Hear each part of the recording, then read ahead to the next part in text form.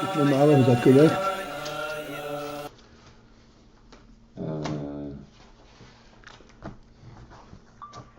Recording.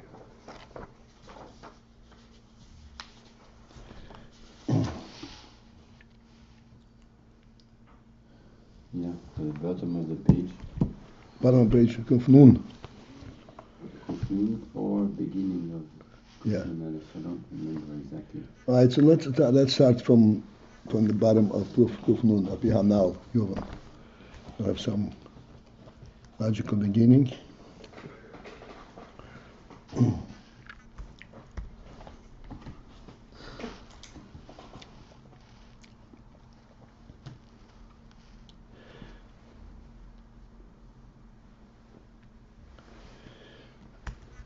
Okay, Maskim?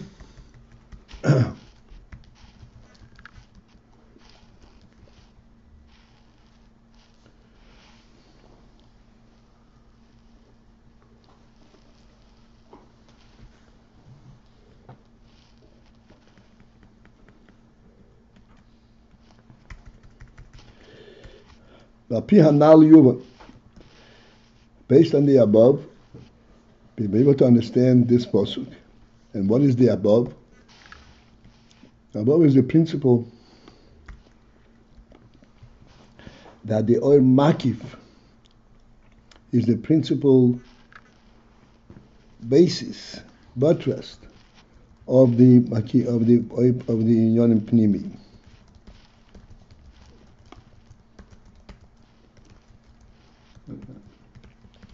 Sorry, I didn't hear.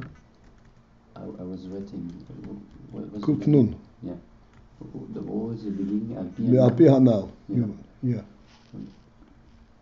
So what did you see?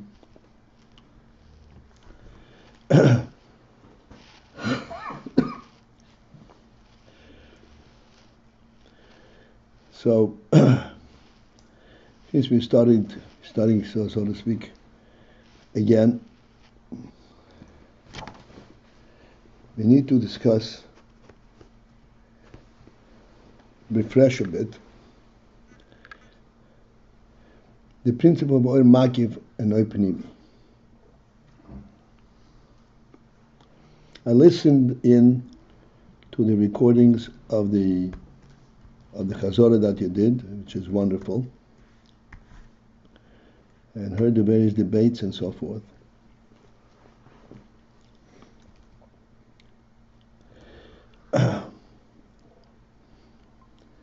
So before we go on, I want to refresh some of the principles that we discussed and the means by which we approach to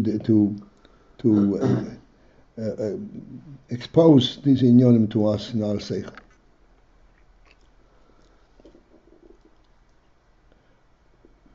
We said, for example, among other things, that if you enter a home and you see the living quarters, how the home is populated with all the amenities for a human life, you immediately recognize that this is a human abode.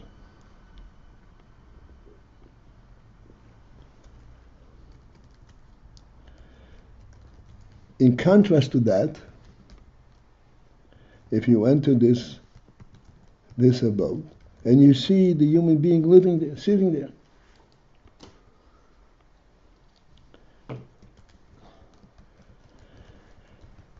there's a profound difference in terms of your recognition, of your awareness that this is a human abode, whether it is from the furnishings in the house or from the presence of the human being himself.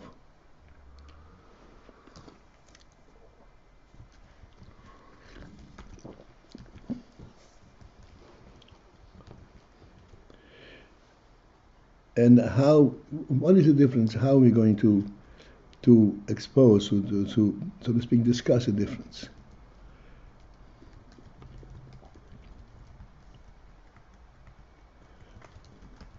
In the first case, when there is not the person sitting there, There's only the amenities that prepare for the human being. You don't see the human being per se.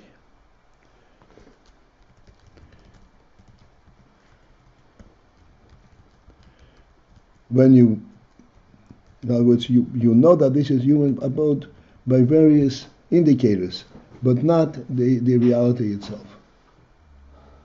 Whereas when the human being is there, then you go directly to the principle indirectly.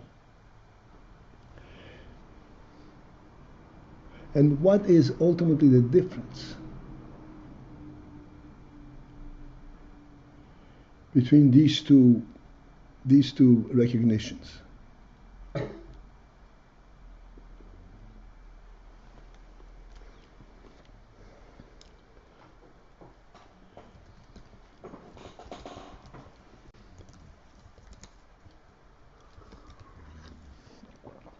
This is the principle that we are trying to pin down, to get open our mind to see, to recognize.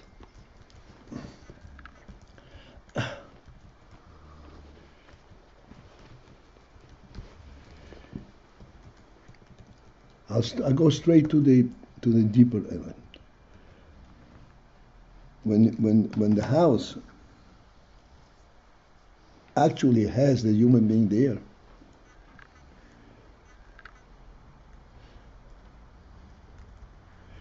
if you recognize that this is a human home,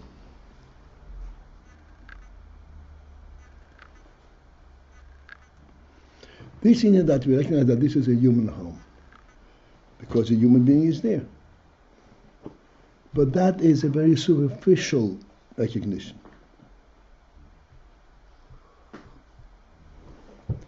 This is after the fact.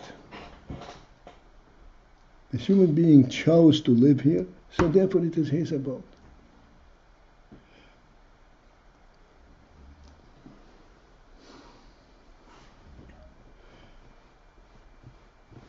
There's a deeper principle in this, as we discussed many times. The deeper principle is that a human being was granted by the creator of the world a place to live in. In other words, it is his not because of the occupancy, but because the whole creation of the world, the reality of the world, speaks that.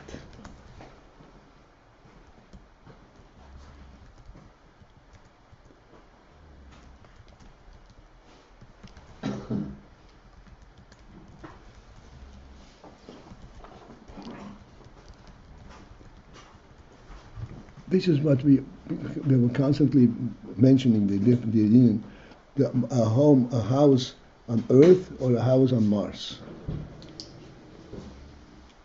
A house on Mars looks exactly the same as a house on Earth. It's lacking the principle behind it. A house on Mars is an imitation of the house on Earth. The house on Earth, that's the real thing. It is in fact a divine creation.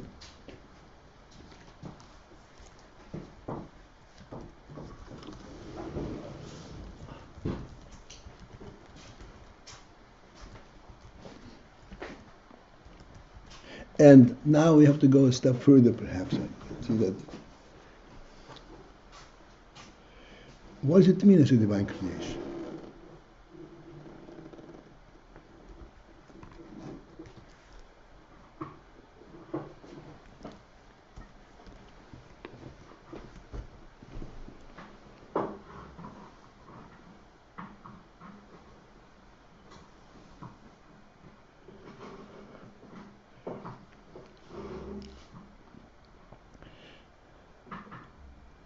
We spoke many times about difference,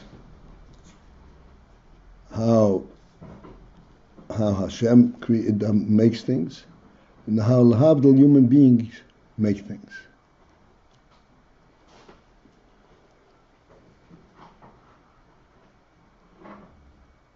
Again, coming to our very simple level, a human being builds a table.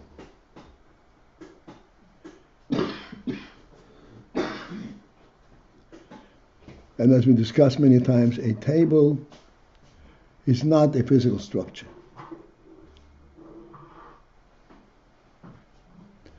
A table is representative of a human level, of a human dignity, of human right of being in the world, and spread himself out in the world and make the world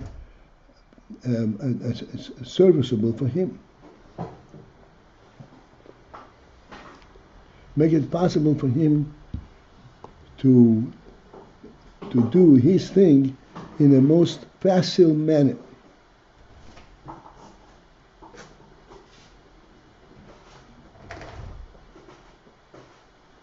Such that he employs every aspect in the world for this end, for this purpose, to facilitate his activity. And this is entirely appropriate.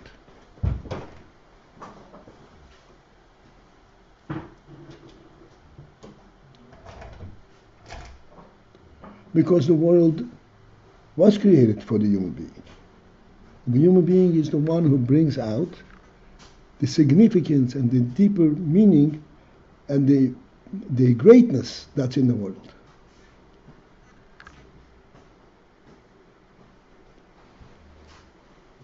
This is basically all repetitive, just refreshing our minds and bringing it back to where we are.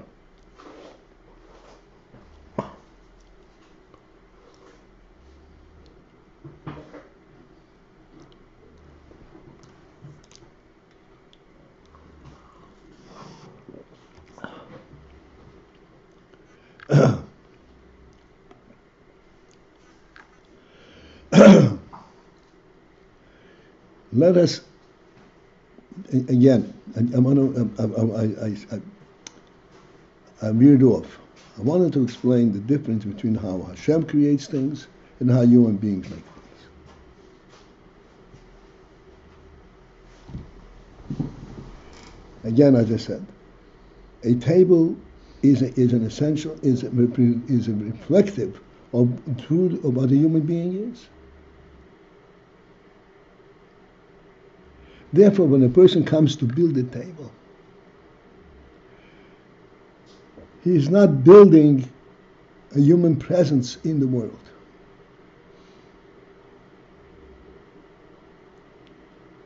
He is building a representation of the human presence, a projection. If I build a table in this form, then the human being will be able to use it.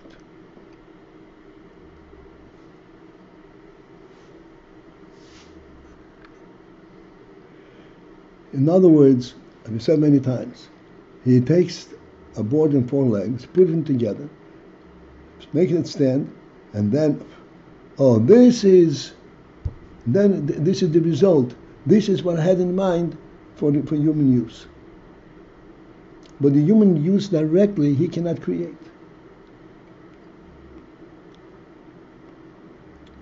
He creates it. He creates a replica of it, a representation of it in a physical arena.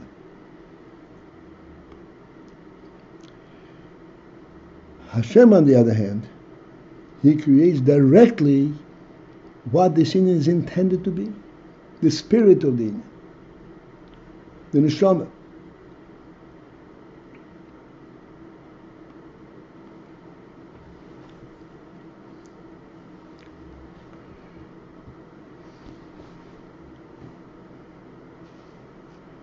Such that, again, to bring us closer to this idea, the world is full of hills and valleys and waterways throughout the entire depth of the world, of the earth. There's flowing water, lakes and rivers and so forth. all of these things constitute the reality of the world.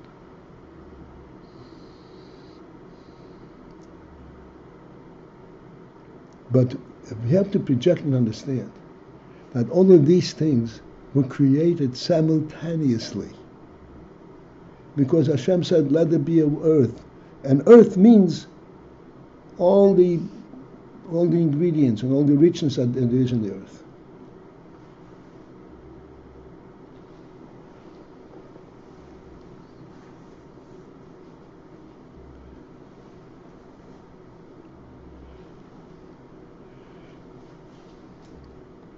We learn in the creation, Hashem created the earth. And then it says, Tache ha'oretz desha, let the earth produce its greens, its growth that it produces. Rashi says over there that this desha was not a new creation. The desha was created with the earth. They were already in the earth inherently. When the Risha says Tache ha'oretz desha, means it should just protrude out of the earth. But in terms of being part of the earth containing this is one reality with the creation of the world itself, or the earth itself. Because what's on earth without the desha?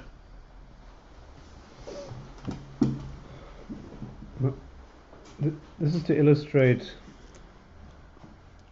What's the point that this is illustrating?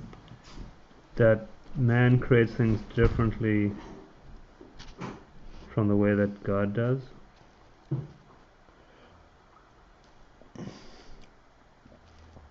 No, the point to illustrate this thing is that there is an inherent reality. And everything that occurs is only manifestations of the inherent reality.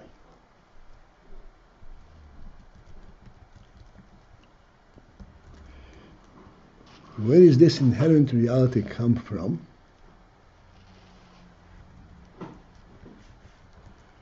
This inherent reality is representative of the fact that this was created by God. And God's creation is whole to begin with.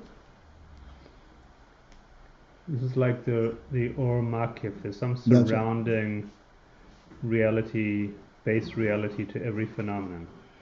Yeah, but that's a step further, yes.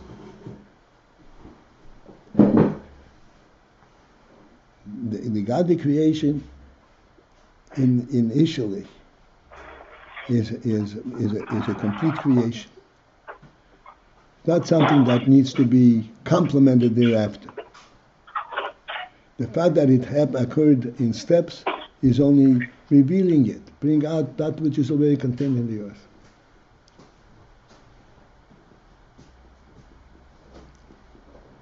Which is what we're constantly pointing out. Earth versus Mars. Mars does not have this inherent growth capability, or the growth contained therein. This is not what its creation, this is not what God created in Mars. Earth, what created, is an earth. And as such, all the potential that the earth can bring forth, even after the human effort and so forth, all that is contained within the earth.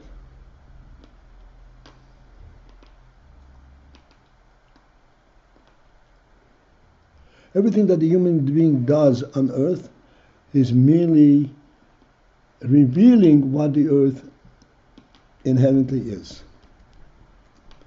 Where did it get that inherent quality? From the initial creation that God created it.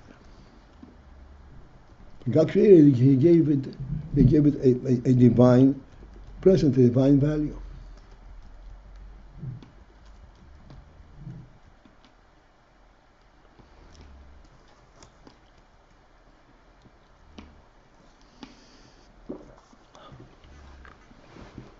And this is what we mean, that there is the makif. The makif means the inherent reality of it.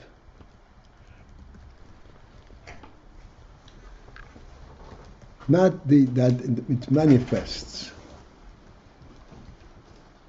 which reveals itself after various activities.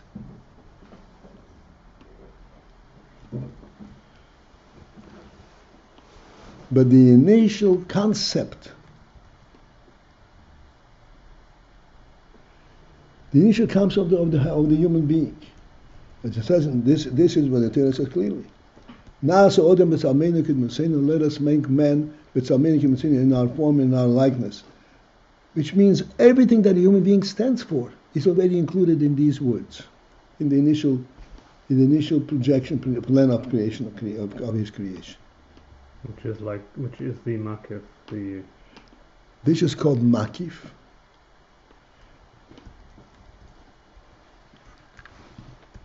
We already discussed makif and the various things. Makif does not mean surrounding.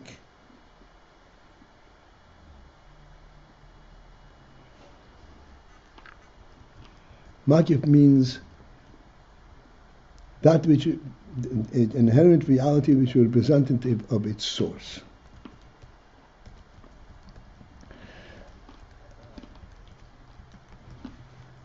Let us go back to that point for a moment. I listened to the reviews and all that. One of the examples, illustrations that we used was a father teaching a child. A father is teaching a child proper behavior.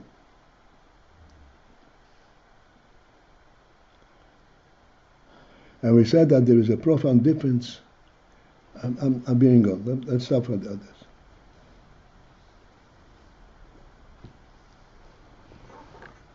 Now, where does the father himself get the idea of proper behavior? He's teaching the child how it's proper behavior. You're saying he gets it from an inherent reality. Yeah, where does he get it from? I think rightly. Does the father get it out of experience? He tried this, he tried that, and found out, no, this is the right way to do it. Or is this inherent in the human consciousness, in the definition of a human being? The so-called human nature. Well, inherent. Human nature is one way to put it, but it clearly doesn't represent the truth, because it's not nature. Nature is something which is developed. Okay, and this would obviously be in contrast to what they call socialization. His father did it, so he does it this way. So completely not. Human human reality means this is what's included in the initial statement. Let us make man b'tzalmenu k'dmutenu.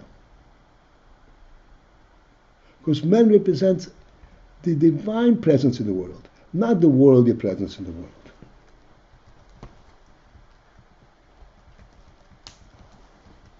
What is a divine presence in the world?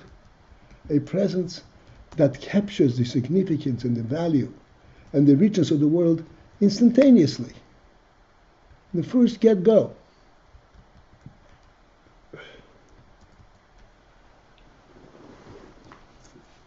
Sorry, what is this point? What gets captured? What's the first get-go? I missed what I said. He captured the significance of the world and the richness of the world on the first instant when he looks at it. And he also seems to reflect that innately. Yeah, that's our point here. He raises his kid towards that inner vision. Yeah. Right, and again, innately. In any term that we use, we are constantly using it based on nature. Innately, inherently, but this is beyond that. This is from the divine truth, the divine in the divine Uh-huh. statement, let it be man. Yeah, so we don't mean nature, we mean God's imprint on man, yeah? Okay, now you're saying. Uh-huh. Okay. We said many times, way back when, if God had stopped creation at the beginning of Friday, the sixth day, but all the animals were created, but the human being was created in Friday afternoon. He created everything, and all the beasts are roaming the earth, and the plants are already standing there, and so forth. The flies and mosquitoes, everything. But man, what would be the significance of that creation?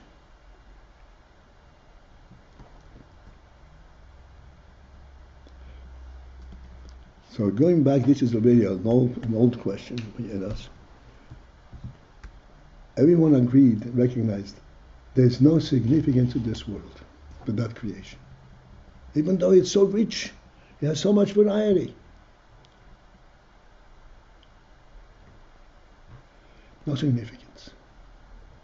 Because it's all world, there is no godly, no inherent value to it. Doesn't stand for anything.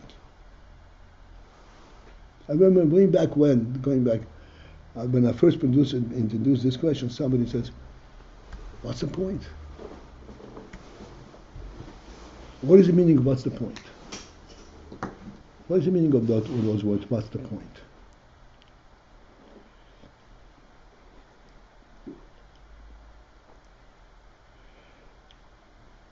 We can explain this very clearly. You have a table that stands on 4 legs. In order for this table to stand properly, these legs have to be placed in such a manner that ultimately they should be representing properly the center point of this table. If it's not representing properly the center point, the table is going to be crooked, it's going to be shaking, it's not going to be standing properly. Standing properly means that you're in proper balance with the nekudas hoimtsoya, the middle point, both in terms of expansion and size and the personal weight. Then it'll stand.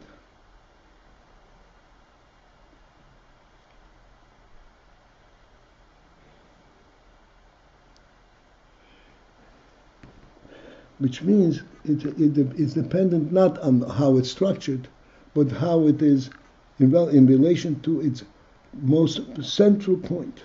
The nekuda, that's the nekuda. Just as you can take balance a whole table on a needle point. If you find the exact, so to speak, the even proximity, Center of balance. the central balance, central weight, central balance of the other, you can balance it on a needle point. And this is illustrating. One second. When you build it completely out, it's still pointing to the middle point. If not, it's not a proper building.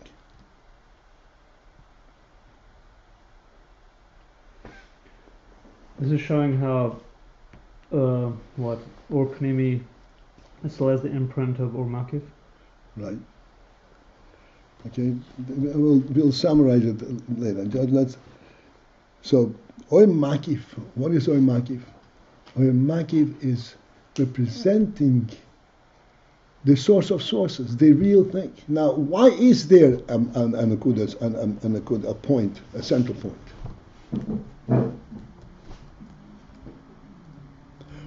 We started saying, if God created everything but the human being, we say, what's the point? Why do we say what's the point? There's a whole world. Please follow this. There's a whole world. Why do you say there's something missing? Yeah. What's the point behind this point? Right. Where's the truth?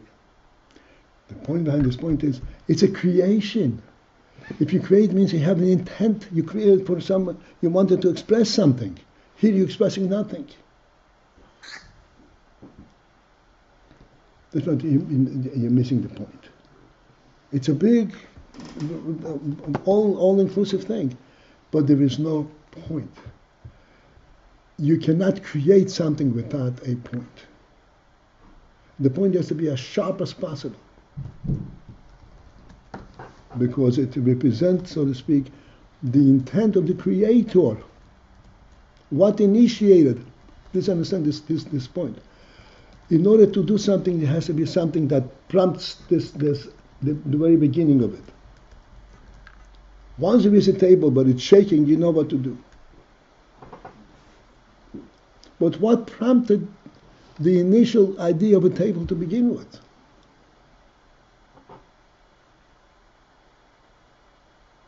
That is very back in the very source of the whole idea.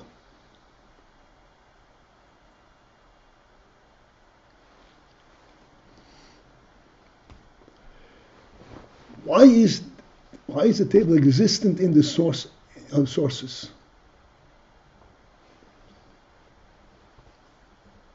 Where is the nekuda, the point, come from within the point, within the source of the point? That is coming from the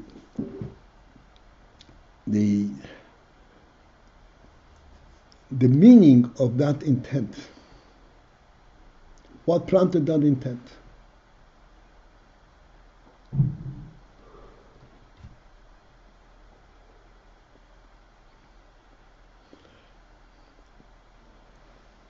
We're going to talk even we're going to use a human being as the case in point, but we are trying to allude to the divine creation.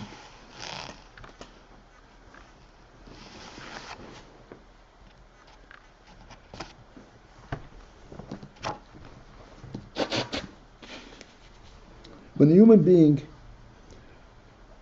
furnishes a home,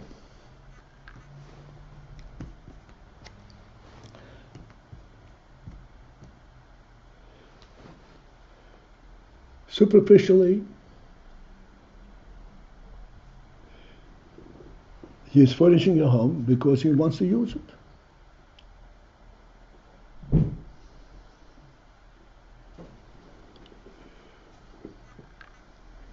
But if we go a little bit deeper into this whole entire idea of furnishing the home, you'll find the following to be true.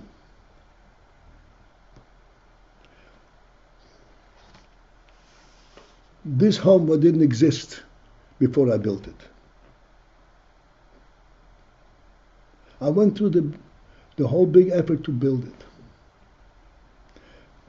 Now I'm furnishing it. And I'm not only furnishing it, but I'm going to populate or live there, and I'm going to bring guests in there. All of these things were inherent in the initial thought of making this home.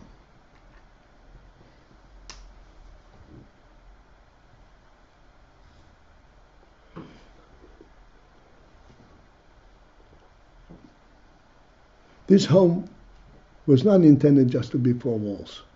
The reason I built this home, I conceptualize this home, is because of the human quality that this home is going to represent.